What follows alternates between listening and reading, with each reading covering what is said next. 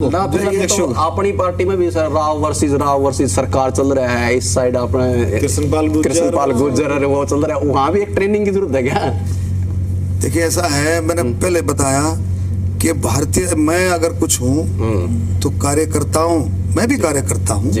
Bharatiya Janata party का कार्यकर्ता अपनी सच्ची भावना के साथ काम करता है। जब पार्टी के और संगठन की जो बात आती है सरकार की, वो ईमानदारी के साथ जुड़ करके काम करता है, वो हर चीज से ऊपर उठ करके। तो दक्षिण पार्टीबाजी से ऊपर सुनाई दे रहा है ना मंत्रियों की आपसी खींचातान का। जो सोनू का सवाल था, दक्षिण हरियाणा में शोर है, टीवी के कैमरों पर हैं, कभी लाइब्रेरी के उद्घाटन हो रहे हैं, राव साहब हैं वो जवाब दे रहे हैं, दूसरे राव साहब है, राव नरवीर साहब है, मैंने उसकी मदद करी, वो किया, वो बड़े नेता हैं 4-5 से, क्या कहते हैं वो, सरकार नहीं बनती, हमको हक नहीं मिला। झुंझुनू तक जाके क्या कह रहे हैं बड़े राव साहब। तो देखो मैंने फिर बताया, सबका निशाना पार्टी को मजबूत करना, सरकार को मजबूत करना, उससे बाहर कोई नहीं है। कार्यकर्ता कोई भी हो, नेता भी कार्यकर्ता है, वो उससे बाहर नहीं है।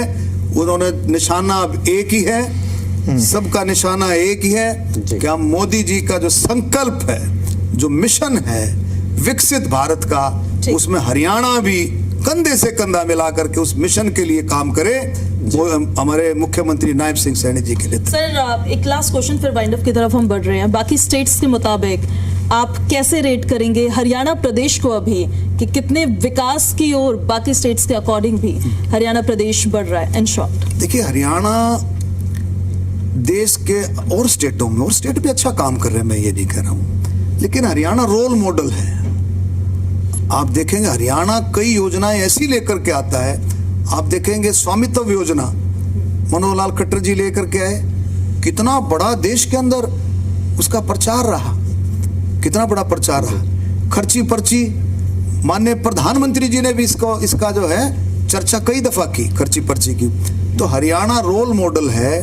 गन्ने के भाव की बात करी जी करेंगे सर, गोहाना की बात अधूरी रह जाएगी। और बताए ना, जो जनता गोहाना का नाम आता है, गोहाना की जलेबी से आप लोगों ने राहुल गांधी को चिढ़ाया, पूरा चुनाव में माहौल बनाया। एक सेकंड कैमरामैन सहयोगी हमारे स्टूडियो टीम को दीजिए।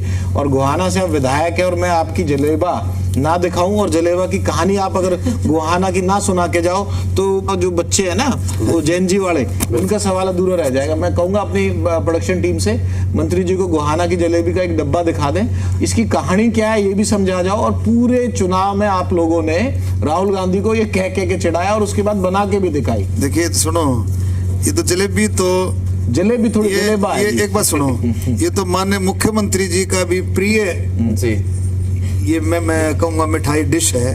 मुख्यमंत्री जी ने तो खुद माथुराम जी के वहां जाकर के खुद जलेबी तली है। हरियाणा भवन में भी आपको याद होगा, जब दिल्ली की जीत हुई तो मुख्यमंत्री जी ने हरियाणा भवन में आप लोगों को जो बुलाया था, तब भी मुख्यमंत्री जी ने जलेबी आधी किलो की तली थी।